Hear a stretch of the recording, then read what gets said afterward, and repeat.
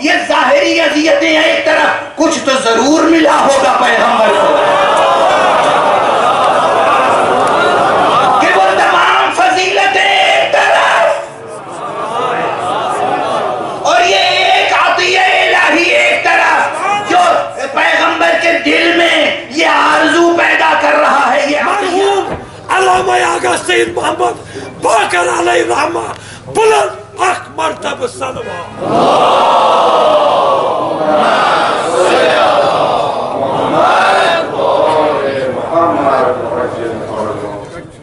بسم اللہ الرحمن الرحیم. حضرت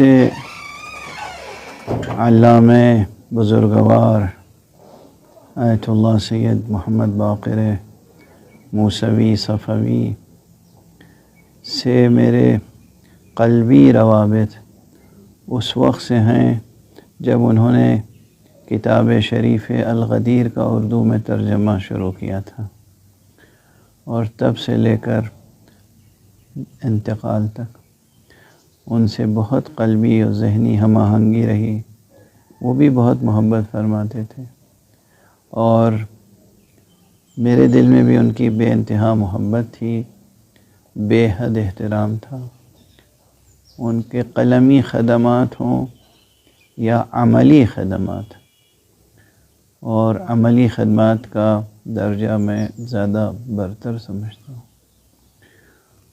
ان کے انفاس قدسیہ اس خطے کے لیے بطور خاص پروردگار کی طرف سے ایک انعام تھا مومنین کے لیے، اور یقیناً ان کے وہ انتقال سے، ان کی وفات سے ایک بڑا نقصان ہوا ہے. پروردگار ان کے درجات بلند فرمائے اور مومنین کو صبر و جزا عطا فرمائے. اور یہ بھی دعا ہے کہ پروردگار انہی کے خاندان سے اور اس پورے خطے سے اور ایسے علماء پیدا کرے کہ جو ملت کے مستقبل کو روشن کر سکیں.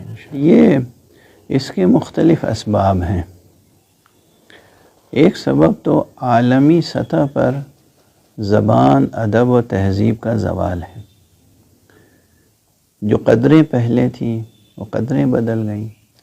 قدروں کی شکست و ریخت اور ادبی معیاروں کا بدل جانا یہ ایک سبب ہے. اس زمانے میں ممبر کی آواز، عالم کی بات اہمیت رکھتی تھی. اہمیت تو آج بھی ہے، لیکن آج دنیا نے اس کے مقابلے میں بہت سی چیزیں، یہ جو میڈیا آپ کے پاس ہے اور میڈیا کے مختلف شعبے، اس نے لوگوں کے ذہنوں کو تشویش کا شکار کر دیا ہے. نوجوانوں کو بطور خاص ان کی دلچسپیاں دوسرے امور میں پیدا کر دیں. تو یہ بھی ایک بڑا سبب ہے. اور یہ بھی ایک سبب ہے کہ خود جو ممبر پر جانے والے حضرات ہیں ان میں بھی وہ لوگ کم ہیں جو پہلے کی روایت کے پاسدار ہوں. وہ لوگ زیادہ ہیں کہ جن کے ہاں علمی سرمایہ بھی کم ہے اور توجہ بھی دنیا کی طرف زیادہ ہے. اور دنیا اور آخرت تو سوتنیں ہیں، ایک ساتھ نہیں رہ سکتی. یا انسان آخرت کا ہو کے رہے یا دنیا کا. امت مسلمہ کے لیے ایک ہی اپیل ہے، ایک ہی وصیت ہے، ایک ہی نصیحت ہے، ایک ہی تاکید ہے، اور وہ یہ کہ وصیت مصطفیٰ صلی اللہ علیہ وآلہ وسلم پہ عمل کرے. وصیت پیغمبر، انی تارک فیکم الثقلین کتاب اللہ وعطرتی اہل بیتی. قرآن اور عطرت مصطفیٰ. قرآن اور عطرت مصطفیٰ یعنی سیرت عملی مصطفیٰ، سنت حقیقی مصطفیٰ. اس پر اگر متحد ہو جائیں گے تو دنیا بھی فتح کر لیں گے اور آخرت بھی تسخیر کر لیں گے.